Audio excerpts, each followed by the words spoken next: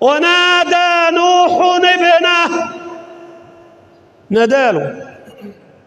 ناداله نداء الأب، نداء الحنان، نداء الحب.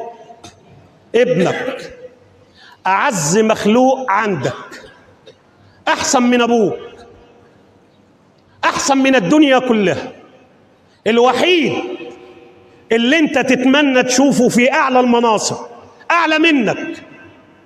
أعلى منك، وتبقى فرحان وتبقى مبسوط وتبقى سعيد بيه، وتقول ابني اهو بسم الله ما شاء الله، ربنا يبارك فيهم ويحفظهم. شوف بقى، نبي ومرسل من عند رب العباد سبحانه وتعالى.